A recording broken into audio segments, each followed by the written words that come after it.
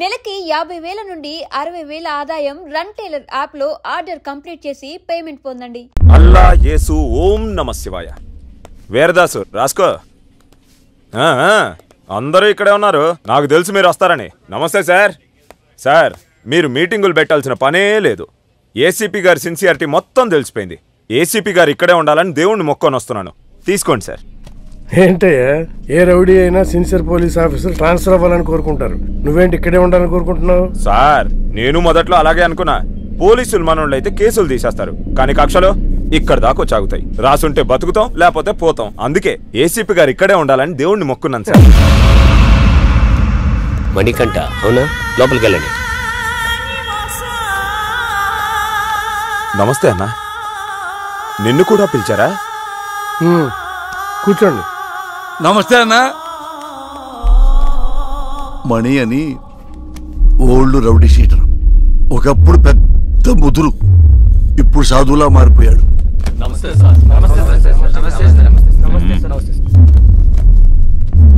అందరూ వచ్చారా సార్? రాజు అని అతను రాలేదు సార్. రాజు వాళ్ళ ఎంపీతో మాట్లాడిస్తాడంట. ఎంపీనా? ఎంపీ ఎవడు? గంటలో ఇక్కడ ఉండాలి సార్. వెళ్ళండి సార్. ఏంటి ఇంతమంది? ఏం చేయాలి సార్ వీళ్ళని? ఏం చేద్దాం సార్, మనిషి మనిషిగా బతకడానికి భగవద్గీత, ఖురాను, బైబిల్ రాశాం. అవేవి చాలటం లేదని వాటికి మతం రంగు పోస్తున్నారని చట్టం కూడా రాశాం. అది కూడా చాలటం లేదంటే ఇంకేదో కావాలి వీళ్ళకి. పంపించండి సార్. మణికంఠ అలియాస్ మణి. దాదాపు 10 సంవత్సరాలు, 9 మర్డర్ కేసులు, 6 అటెంప్ట్ మర్డర్ కేసులు, 15 సెటిల్మెంట్ కేసులు, అన్నీ వదిలేసి ప్రశాంత జీవితం. ఎలా అనిపిస్తుంది ఇప్పుడు? ఇప్పటిదాకా ఎలా బ్రతకగలిగానా అనిపిస్తుంది సార్. అప్పుడు ఏదో ఆవేశంలో ఏదో సాధిద్దామని కత్తి పట్టుకొని తిరిగాను.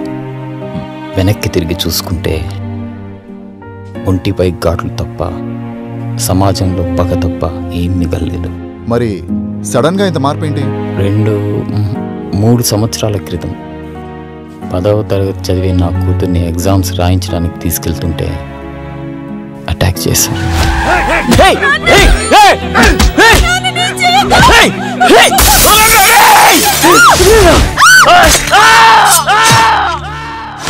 భయం వేసింది. హాస్పిటల్లో చేరాం. వాళ్ళు ఎందుకు పొడిచారు నాన్న? నా కూతురు అడిగింది. దానికి నా దగ్గర సమాధానం లేదు. మొత్తం 29 కేసులు, 25 కేసులు కొట్టేశారు. 2 మర్డర్ కేసులు, 2 అటెంప్ట్ మర్డర్ కేసులు ఇంకా పెండింగ్లో ఉన్నాయి. అన్ని కేసులు ఎలా సాల్వ్ చేసుకోగలిగారు? ఎమ్మెల్యే గారే దగ్గరుండి అందరినీ పిలిపించారు. కొంతమందికి నష్టపరిహారంగా డబ్బులు ఇచ్చాను. ప్రాణాలైతే ఇవ్వలేను. కొంతమంది కాళ్ళు పట్టుకోమన్నారు.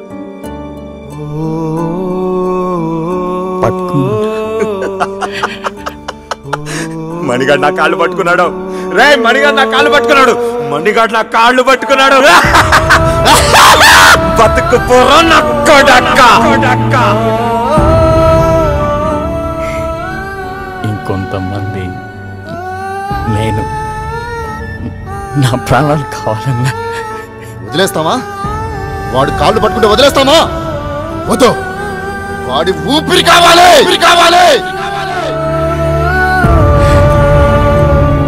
నా ప్రాణాల కోసం వాళ్ళ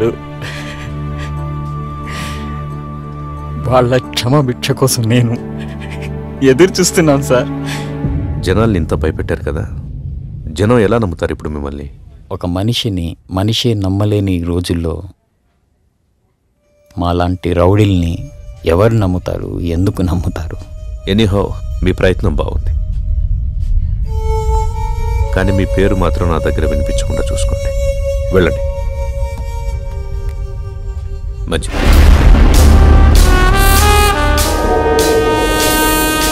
వీడు చూపేంట్రా ఇంత తేడాగా ఉంది. చూడు ట్రాక్ రికార్డ్ ఎటు విందో. 6 మర్డర్లు, 8 కిడ్నాపులు, 4 అటెంప్ట్ మర్డర్లు, గత 4 సంవత్సరాల నుంచి దాదాపుగా 20 సెటిల్మెంట్ కేసులు. ట్రాక్ రికార్డ్ బాగానే మెయింటైన్ చేస్తున్నావు. ఎన్ని కోట్లు సంపాదించావేంటి? బాగానే సంపాదించాడు. బయటికి వెళ్తే ఎవడు చంపుతాడోనని 24 గంటలు ఇంట్లోనే దాక్కునేంత భయాన్ని సంపాదించాడు. నాకు బతకడానికి గవర్నమెంట్ జీతం ఇస్తుంది, నీలాంటి వాడిని చంపడానికి గన్స్ ఇస్తుంది. నీకేది కావాలో నేనేది వాడాలో నువ్వే డిసైడ్ చేసుకో. అర్థమైందా? పో. చెప్పింది అర్థమైందిగా. లారా ఇంటర్ స్టేట్ సెకండ్. ఇప్పుడిప్పుడే సెటిల్మెంట్లకు అలవాటు పడుతున్నావు, అవునా? సెటిల్మెంట్ అంటే ఒకడిని సమస్య నుంచి బయటపడేసి బతుకుదారి చూపించడం. మరి నువ్వేంట్రా, వాడెవడికో బతుకుదారి చూపిస్తూ నువ్వు చావుదారి వెతుకుంటున్నావు. మరి నీ సెటిల్మెంట్ ఎవడు చేస్తాడరా? సార్ రాజు సార్. ఎంపీ ఎవడరా? ఎంపీ ఎవడో? సార్ అది కాదు సార్. ఎంపీ గురించి అడిగితే ఎంపీ గురించి మాత్రమే చెప్పు. వీని లాస్ట్కి తీసుకురండి. సార్ పదా. ఇప్పుడు నీకు నేనేం చెప్పినా అర్థం కాదు. నీకు అర్థమయ్యే టైంకి నువ్వు ఏ పరిస్థితిలో ఉంటావో కూడా నాకు తెలుసు. పొరపాట్లు చేయడం తప్పు కాదు, దాన్ని అలవాటు చేసుకోవడమే నేరం. నీకు 4 నెలలు టైం ఇస్తున్నా. ఇదే రిపీట్ చేసేవనుకో 4 నిమిషాలు కూడా టైం ఇవ్వను. అర్థమైందా? ఓ. ఎం లీలా ప్రసాద్ అలియాస్ ఎమ్మెల్పీ. సార్ ఏంటి ఎమ్మెల్పీ గారు మంచి జోరు మీద ఉన్నట్టున్నారు? పెళ్ళిళ్ళు చేస్తున్నారంట, ధర్నాలు చేస్తున్నారంట, సెటిల్మెంట్ చేస్తున్నారంట. ఎమ్మెల్యే అవుతాడేమో. మేరా భారత్ మహాన్, జై ఆంధ్ర, జై తెలంగాణ. ఎమ్మెల్పీ అన్న వస్తాడు కదరా, వెయిట్ చేద్దాం. నాకు తెలిసి ఆయన కూడా గట్టి వార్నింగ్ ఇస్తున్నట్టున్నారు. 1 2 3 గట్టిగా. అన్నా మా ఎమ్మెల్పీ అన్న ఇంకా రావట్లేదేంటన్నా? అరే వస్తాడ్రా. 33 34 35 36 వ్యాపిస్తావా? అవును sir, thank you sir. Okay అన్నా మా అన్న ఇంకా రావట్లేదన్నా. అరే బాబు వస్తాడ్రా, లోపల ఏం కొట్టట్లేదు మీ సార్ని. స్టార్ట్. 1 ఒకటా ఏమండి 37 కదా? మధ్యలో ఆపేస్తే మొదటి నుంచి లెక్కేస్తామని చెప్పామా? అయ్యా మీకు మీ తోలు పెట్టుకోదన్నవయ్యా. ఇక నుంచి మీరేం చెబితే చేస్తానయ్యా. చూడు, ఇక నుంచి మనం ఎప్పుడు కలిసినా ఇలాగే కలుస్తాం. డిసైడ్ చేసుకో.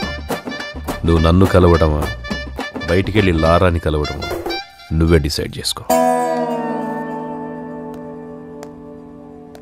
అన్నా ఏమన్నాడు?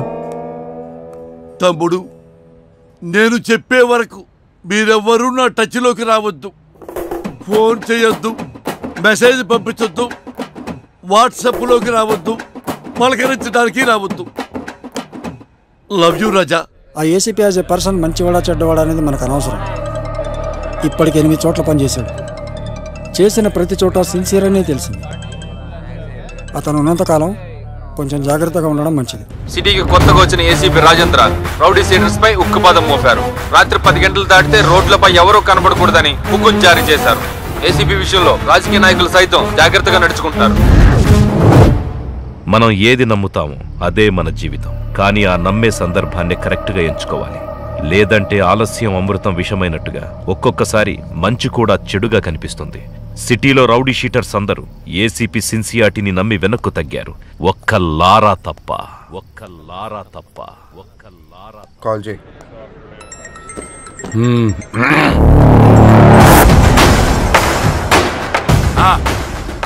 నా డబ్బులు అన్నా. ఎంత చెప్పారు నీకు? ఇవ్వనంటున్నాడు.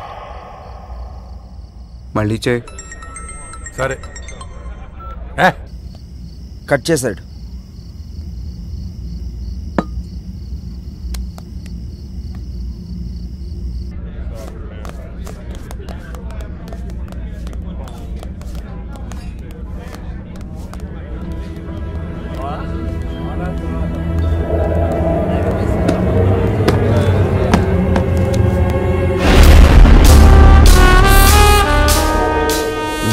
మొత్తం 4 లక్షలన్నా. నా డబ్బులు ఇవ్వు.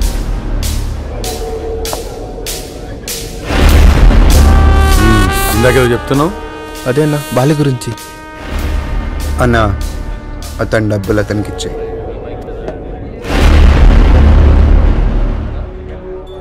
నీతో ఏమన్నాడు? అన్నా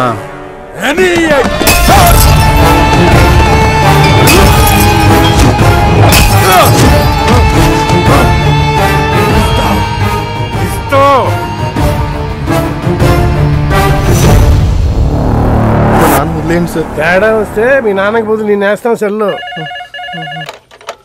హలో, గొడవనా? నీకు చెబితే అర్థం కావట్లేదా? ఆ సరే నన్ను ఎందుకు కొట్టావు? ఆ ఏసీపీకి తెలిస్తే నిన్ను వదులుతాడు అనుకుంటున్నావు? అరెస్ట్ చేస్తే చేసుకొని మనం చూసుకుందాం. ఏంటి నువ్వు నేను చూసుకునేది? నేను స్టేషన్లో కూర్చోబెట్టి మర్యాదలు చేయడానికి ఆ ఎస్ఐ లాంటి అవినీతి పరుడు కాదు. ఒక్కసారి నిన్ను స్టేషన్కి తీసుకెళ్లి కూర్చోబెట్టాడంటే అరగంటలో సైరన్ గాని కొట్టిన విషయం నీతోడు చెప్పిస్తాడు. సరే, ఇప్పుడు ఏం చేద్దాం అంటావు? అది చేసే ముందు అడగాలి. 4 రోజులు అక్కడ కనబడి దాక్కోండి. అంతకు మించి ఇప్పుడు ఏం చేయలేం. నేను ఫోన్ చేసేంత వరకు బయటికి రాకండి. జరుగు.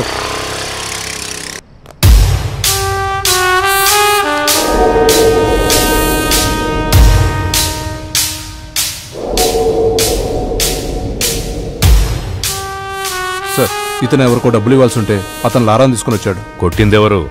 లారా. పట్టుకోండి. రేమా, నేను ఒక 4 రోజులు సిటీ అవుట్స్కట్స్లో ఉంటున్నాను. ఎవ్వరూ నాకు డైరెక్ట్గా ఫోన్ చేయకండి. ఏదైనా ఉంటే డైరెక్ట్గా వచ్చి కలవండి. ఓకేనా? అర్థమైందా? అర్థం అవ్వట్లేదా నీకు? సిన్సియర్ అని చెప్తుంటే అర్థం అవ్వట్లేదా నీకు? చూడలేదా? వీడు అలాంటి ఒక పోలీసే. కొత్తలో వచ్చినప్పుడు అందరూ ఇలాగే నటిస్తారు. ఒక్క 6 నెలలు చూడు, 6 నెలలు చూడు, అప్పుడు అర్థం అవుతుంది. ఇంతేనా? జీవితాంతం ఇలాగే ఉంటావా? తప్పించుకుంటూ తిరుగుతావా? నేను వెళ్తాను.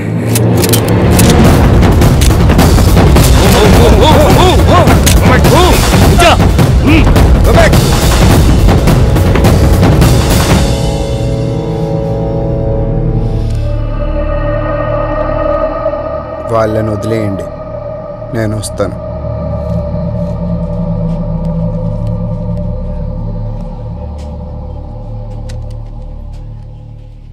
సార్, మీరున్నంత వరకు లారా మీద ఎవ్వరూ కేసు పెట్టరు సార్. ఎందుకంటే మధ్యలో ఎమ్మెల్యే వీరభద్రం ఉన్నాడు.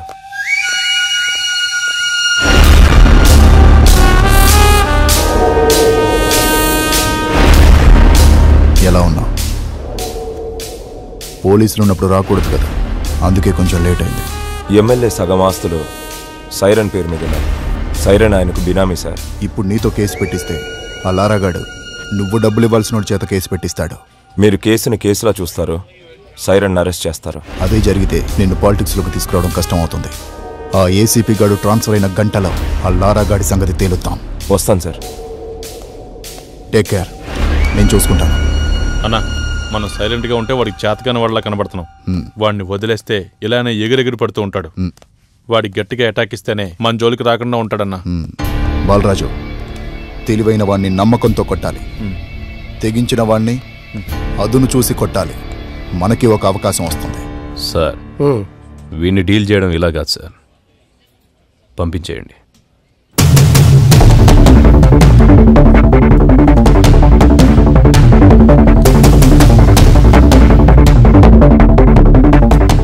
సార్, అందరూ వచ్చేసారు సార్.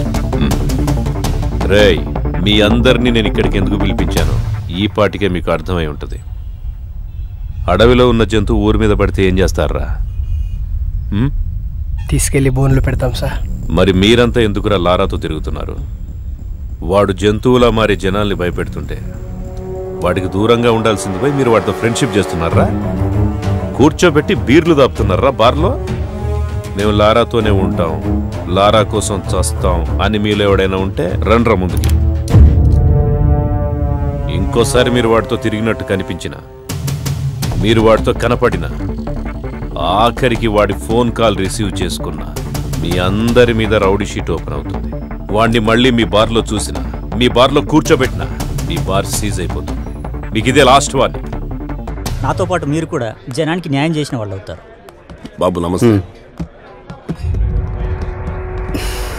మీ పనిలో మీరు ఉండండి. ఎవరన్నా అడిగితే ఈ వెనక లారా ఉన్నాడని చెప్పండి. అలాగే సార్, థ్యాంక్ యూ. బాబు, మనం ఇక్కడ ఉండేవాళ్ళం. ఆ ఏసీపీ వాళ్ళు ఉంటాడు, రేపు పోతాడు. మొన్న మా అన్నను పిలిచి వార్నింగ్ ఇచ్చాడంట. ఈ బారు నీ అడ్డాగా మార్చుకున్నావంట. దయచేసి ఆయన ఉన్నంతకాలం ఏమీ అనుకోవద్దు, ఈ బార్కు రావద్దు.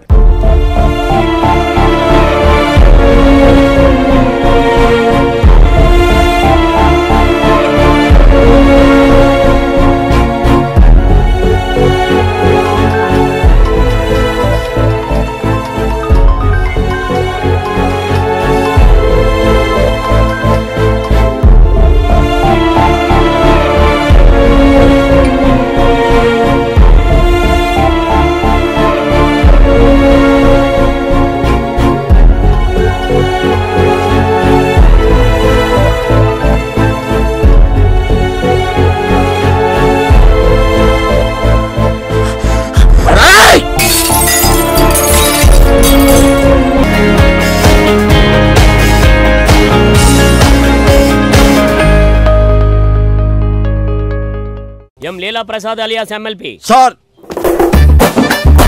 ఏంటి ఎమ్మెల్పీ గారు మంచి జోరు మీద ఉన్నట్టున్నారు? పెళ్ళిళ్ళు చేస్తున్నారంట, ధర్నాలు చేస్తున్నారంట, సెటిల్మెంట్లు చేస్తున్నారంట. ఎమ్మెల్యే అవుతాడేమో. మేరా భారత్ మహాన్, జై ఆంధ్ర, జై తెలంగాణ. ఎమ్మెల్పీ అన్న వస్తాడు కదరా, వెయిట్ చేద్దాం. నాకు తెలిసి ఆయన కూడా గట్టి వార్నింగ్ ఇస్తున్నట్టున్నారు.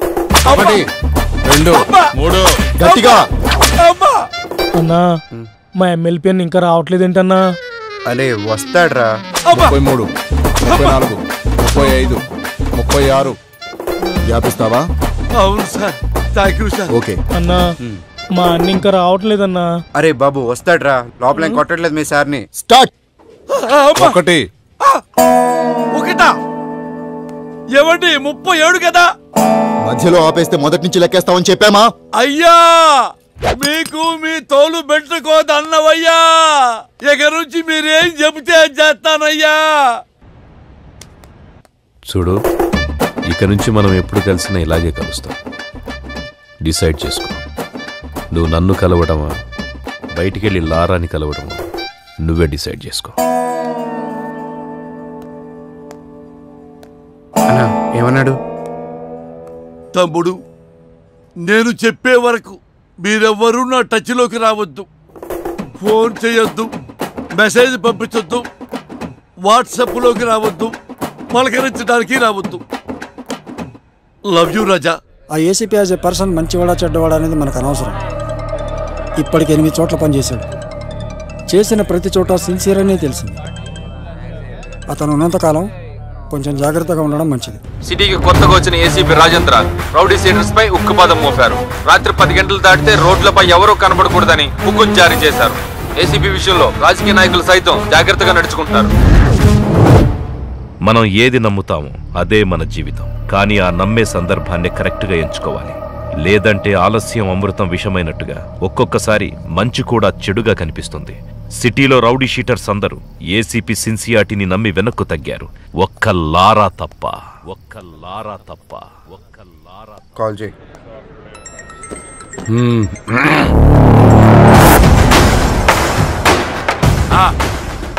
నా డబ్బులు అన్నా. ఎంత చెప్పారు నీకు? ఇవ్వనంటున్నాడు. మళ్ళీ చేయి. సరే కట్ చేశాడు.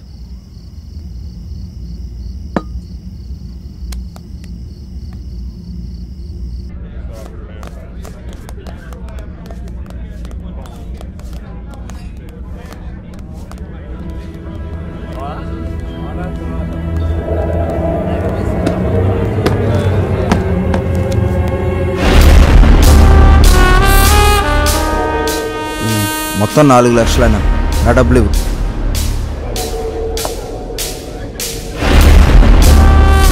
ఇందాక చెప్తున్నావు అదేనా బాలి గురించి. అన్నా అతని డబ్బులు అతనికి ఇచ్చేయి.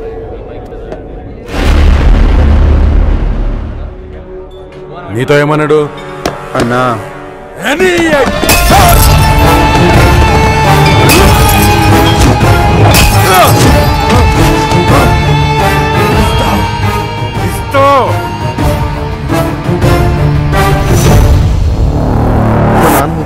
తేడా వస్తే మీ నాన్నకి బదులు నేను వేస్తాం సెల్లో. హలో, గొడవనా? నీకు చెబితే అర్థం కావట్లేదా? ఆ సరే నన్ను ఎందుకు కొట్టావు? ఆ ఏసీపీకి తెలిస్తే నిన్ను వదులుతాడు అనుకుంటున్నావా? అరెస్ట్ చేస్తే చేసుకొని మనం చూసుకుందాం. ఏంటి నువ్వు నేను చూసుకునేది?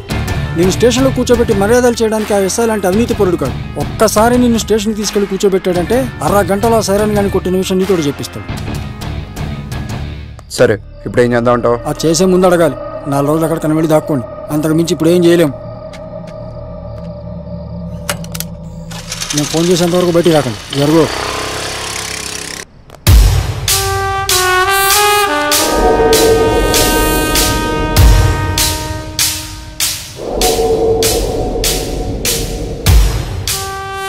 సార్, ఇతను ఎవరికో డబ్బులు ఇవ్వాల్సి ఉంటే అతను లారాని తీసుకుని వచ్చాడు. కొట్టిందెవరు? లారా. పట్టుకోండి.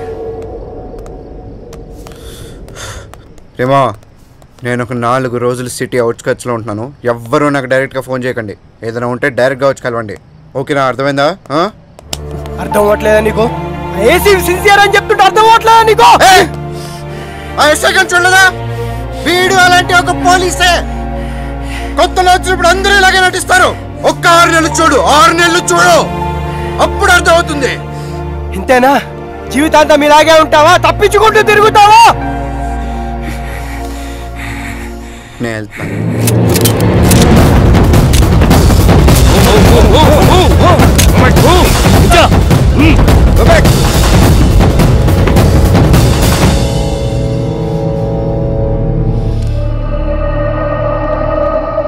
వాళ్ళని వదిలేయండి, నేను వస్తాను.